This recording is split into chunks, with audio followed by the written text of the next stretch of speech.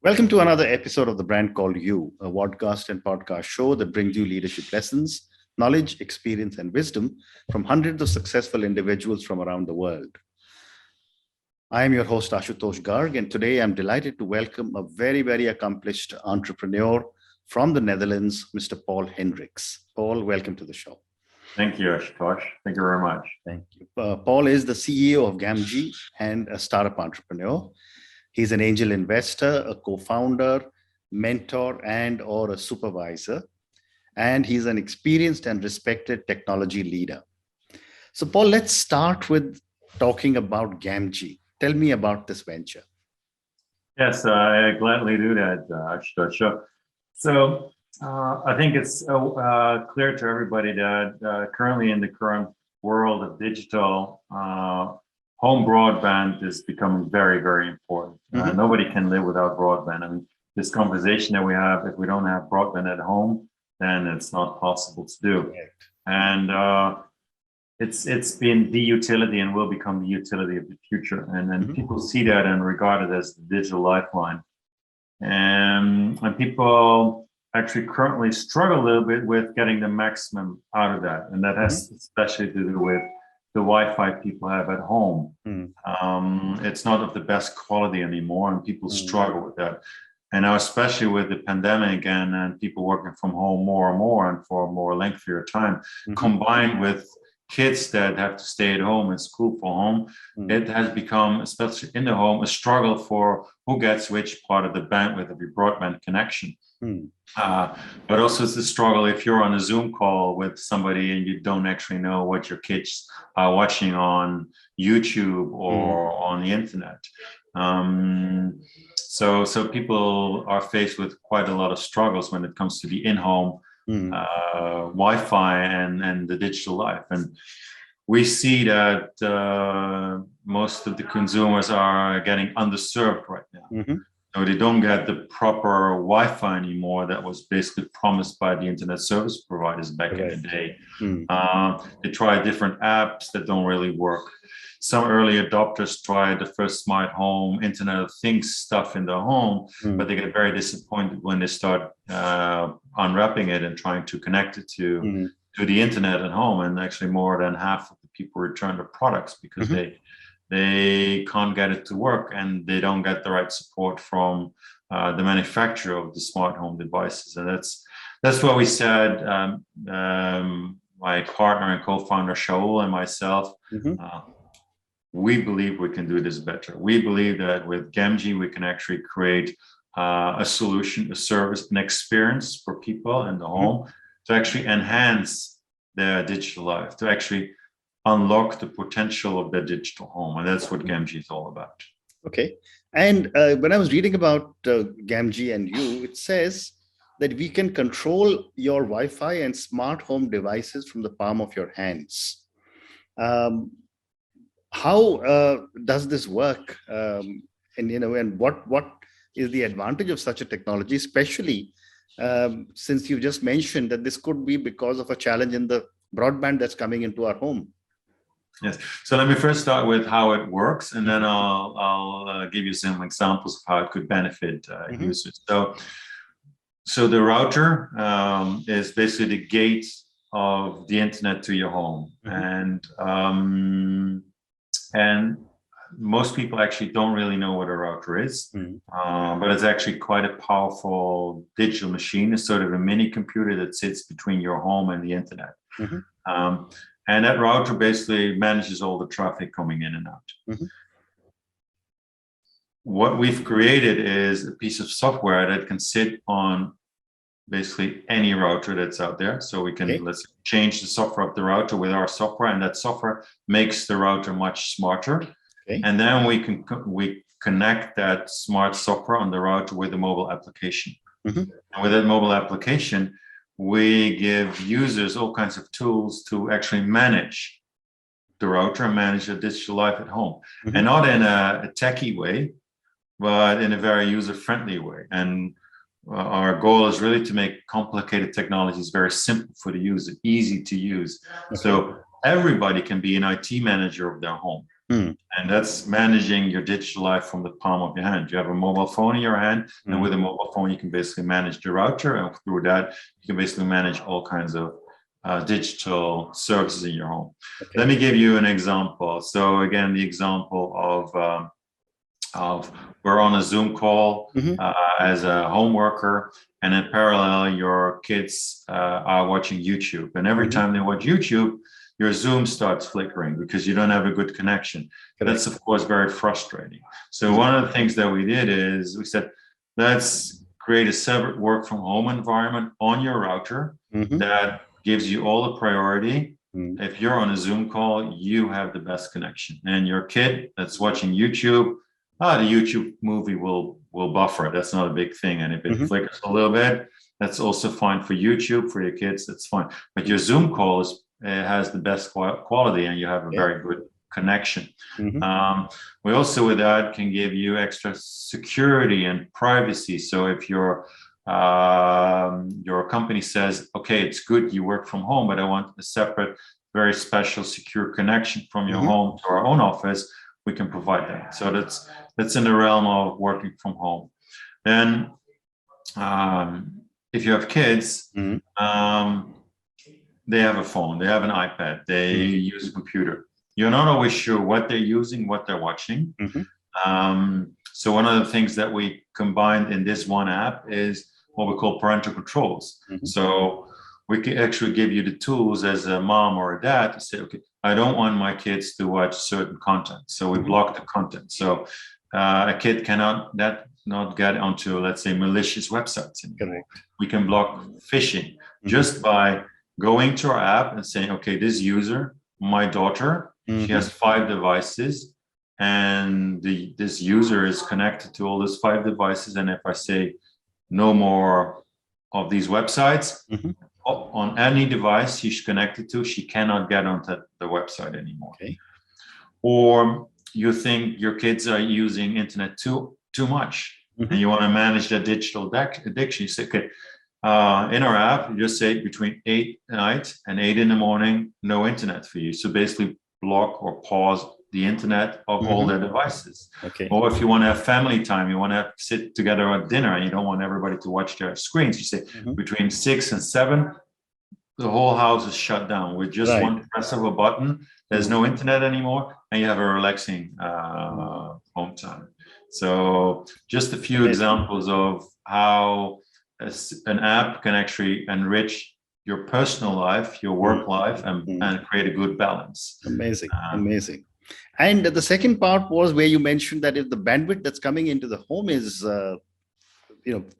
flickering, if I can use that word, does Gamgee also optimize the bandwidth that can be taken by each device?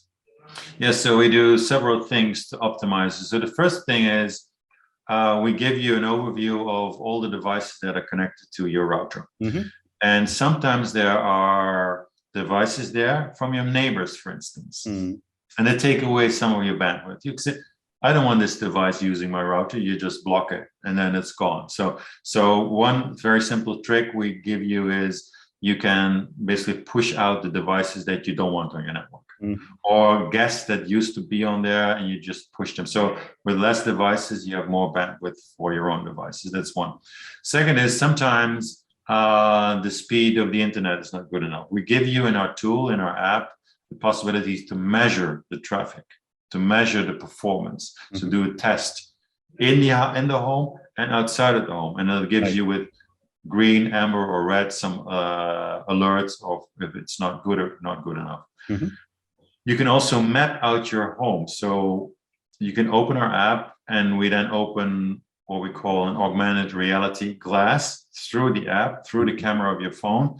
And then actually you can walk through your home and see where the signal strength of your Wi-Fi is good or bad. And where it's bad, we can say, we can recommend you to add another device, another mini router to your network to improve it. And that's also what we can provide. And sometimes a router needs a reboot, a refresh, like with a computer, right? If you continue to have it on and on and on, there's a lot of things that are stored in the memory, and sometimes you have to clear out the memory. With one press of the button, in our app, you can basically reboot your router remotely. You don't have to go to the cabinet and look for which switch do I need to take. One press of the button in the app, and it basically reboots, refreshes, and then you have all the quality back. So just a few examples of how we can improve the quality of your home network.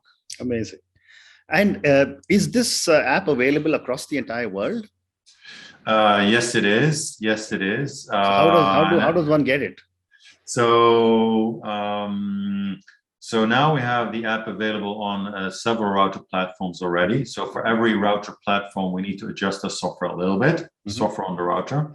But if you have that type of software and you have that type of router that we already provide you with, you can basically download it from the App Store or Google Play Store. You can then use our app to basically change the software of your specific router, connect it, and you're good to go. So we offer that worldwide.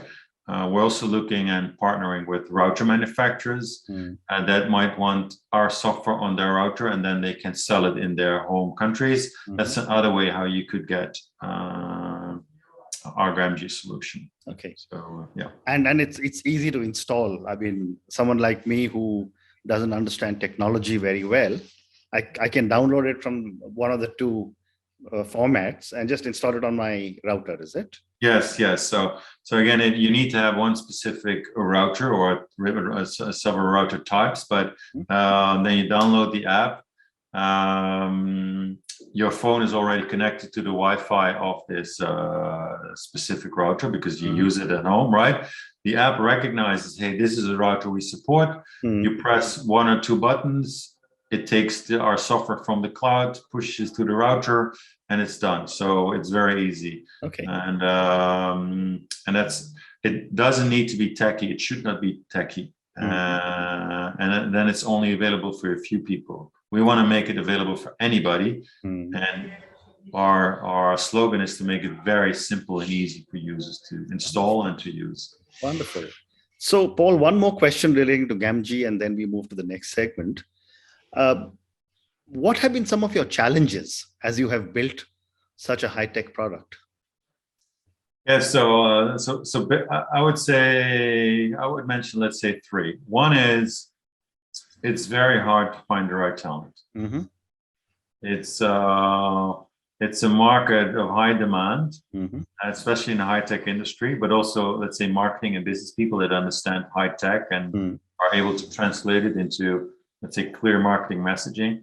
So it's been very hard for us to find the right talent. And I think that's a struggle, by the way, for many high-tech companies. Software engineers are in high demand. It did and does help that we have established ourselves in Amsterdam. It's a place where many international young people want to go to live and work for a while. So that's helpful. But it is a constant challenge to find the right people and to build a good team. So finding the right talent is one of the challenges that we constantly have, and it continues to grow. I'm very proud of the team we have right now. Yeah. Well, we need to grow. We will grow, and then making sure we have that type of team and that type of quality people will be a challenge moving forward. So the next one is, I would say, is creating mass awareness with the audience, with the consumers, because we are a small company. We're a startup. We don't have the deep pockets, marketing budgets that, let's say, large companies have. We're not an established brand just yet. So getting mass awareness of our solution is a challenge. One of the things we're currently doing is actually partnering with large businesses. Because they have the brand awareness already. They also have the customer base. So think of internet service providers that want to offer our solution either with our brand or with their own brand to their audience. They have a connection, they have a relationship with those consumers. So they help us creating mass awareness for this type of solution, but also distribution, also value-added resellers, retailers. So we're constantly looking at potential partners and extending our partner network to help us create awareness for our product and actually also sell it to the audience. And it could, again, be our brand or their brand. And I think the third Rick, challenge, I think it's a challenge that most companies currently face is the Corona situation. The fact that we work from home constantly, and only at some points we can go to the office, and then we meet each other in person. And I mean, Zoom can do a lot, Slack can do a lot, email can do a lot, but it cannot replace, let's say, the chit chat at the coffee table. It cannot replace a good lunch with your colleagues and talking about other things. It cannot replace meeting each other just by accident and having a great conversation and standing in front of a whiteboard and be creative. And those things is what we lack and what we miss. And it also part of feeling socially connected to a certain group. And that's a constant struggle. And I must say that on the one hand, all those tools help tremendously because without it, you could not run a business. But we really miss that social context and the social cohesion. And even this week, we tried to set up, we were planning to have 2 workshops in person finally again. And then this new Omicron variant came up and people started feeling sick. So we had to cancel it again. We still had a very good workshop online, but again, cannot replace it. The other thing that is that we see with Corona is the industry we're working in is an industry, especially when we work with partners that we're used to do business at large conferences and in-person meetings and taking an airplane and flying over there and doing that. And that's hard because people need to adjust and start to accept that this is a new reality that's not going to go away, and that we need to find a way to do business also through Zoom and Slack and email, and not only going out there having a good dinner and closing a deal. But that's hard because in the end, doing deals, especially the first deals, is all about trust and getting to know people, and also in a different atmosphere. And that's something that's a constant challenge for us, but I think for many companies. And we need to adjust, we need to accept and find a new way to do business in a new reality. I agree with you. Thank you, Paul. So I'm going to now move to the next segment. I'll talk to you a little bit about your role as a startup entrepreneur. I mean, you're an angel investor, you're a co-founder yourself, you mentor startups. My first question to you, and you just probably answered it by saying that you have a co-founder, but my question to you is, what is the advantage of having a partner or going solo?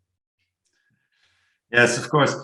If you go solo, then you have nobody to, let's say, convince directly, right? So you can just go your own way and try it out, and that can look appealing and sound appealing at first, but in the end, to me, it never was, and it never is. I really believe in the power of the collective, and you actually need to have people in your surroundings that have of different thoughts and different perceptions and different ways of doing things, because only by collaborating and challenging each other, you can grow as a person and you can grow as a business. And so for me, with all the things that I've done in the past, I've always looked for ways to partner with, team up with people. Right. Within the own organization, but also externally. I mean, I just told you about the partnerships where we're setting up with telecommunication providers, value-added resellers, retailers.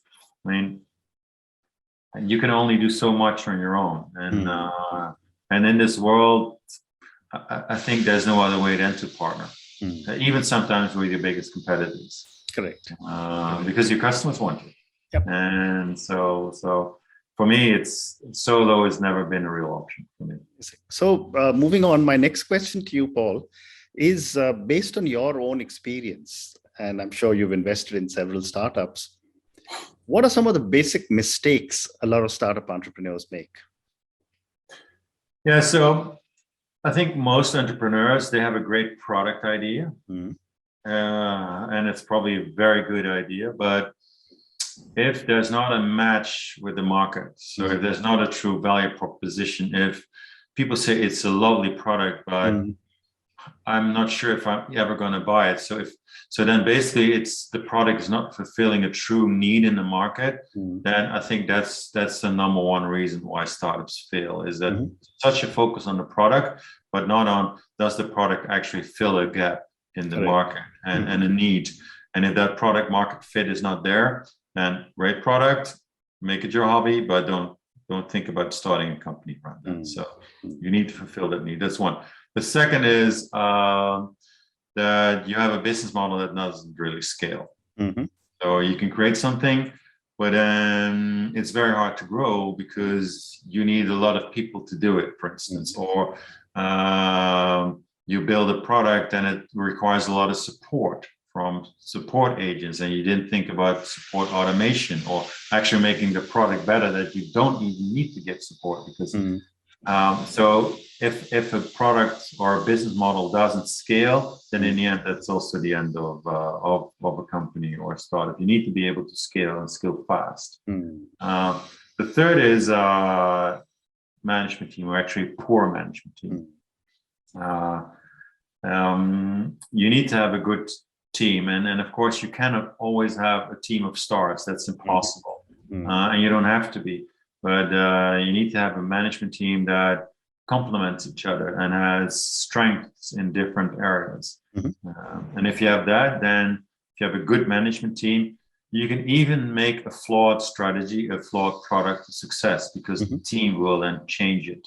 The other way around, if you have an amazing plan but you have a poor team, you can never be successful. So better have a good team and a poor product, because you can fix the product. You can't fix the team. Well, and then I think the fourth one is cash. I mean, startups, either bootstrapping or with some angel investments, you can run out of cash quickly, and that's hard. And then just before the finish line, you have to stop because there's no more runway, and you have to stop. And that's, I think, another big reason why in the end startups fail. So those are, for me, the four prime ones. Amazing. So Paul, I have time for one more question, and I think your response to the question that you just answered gives me a segue to the next question. When should a startup start to scale up? And I'm sure you are confronted with this. Should you stay in the Netherlands? Should you go to Europe? Should you go all over the world? So yeah, it's a tough question because there's no mathematics behind it, right? It's also about intuition, and it's also a little bit about luck and being opportunistic. Of course, first you need to build a product and a business model that is proven in the market, and a sustainable business model. Like I said, you can only grow and scale if your business model is sustainable, right? That if you put more money in, you actually get more money out than you put in, even though in the beginning you have to invest, and you won't get a lot of revenues. But over time, you need to see that if you do the right things, you can actually turn that around, right? So you need to prove the sustainability of the business model. It doesn't need to be there now, but you need to prove that whatever you do, you're going in the right direction. So that's one. And of course, the product and the product support needs to be well established, and it needs to be strong, good, and making sure you don't need all kinds of support people to manage it. Then that's a trigger to start scaling, start growing. And then of course, where you grow internationally, it sometimes really depends on the opportunities that come along. I mean, for us, when we are in Europe, it makes sense to start in Europe, but we also made now some inroads actually in the Middle East, in Africa and South America, which was originally not really on our radar screen yet, because we thought it was logical to start from the Netherlands and then Western Europe and Europe. But somehow we got across those opportunities, and then we're also pragmatic. And actually now it makes sense that we're also moving into those markets. So you also need to be pragmatic when it comes to looking at certain directions.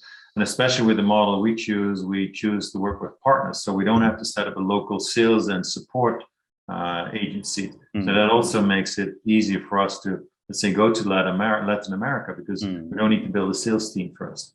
And we don't need to build a service team first. We can actually work with a partner that already has this set up. Fantastic. Paul, on that note, thank you so much for speaking to me. I've learned a lot of new things today about broadband, about efficiency of our routers, of how to manage our broadband within our homes, and also how to make sure that every user gets an optimum kind of bandwidth in my home. Thank you also for sharing with me so much about your knowledge of startups and scaling up. So thank you again, and I wish Gamgee and you and your co-founder lots of success. Thank you. Thank you very much, Ashutosh. It was a big pleasure, and I love to talk about one of my biggest passions, and that's Gamgee right now. So thank you again for taking the time and having me on your show. Thank you. Thank you for listening to the Brand Called You videocast and podcast, a platform that brings you knowledge, experience, and wisdom of hundreds of successful individuals from around the world. Do visit our website www.tbcy.in to watch and listen to the stories of many more individuals. You can also follow us on YouTube, Facebook, Instagram, and Twitter. Just search for the Brand Called You.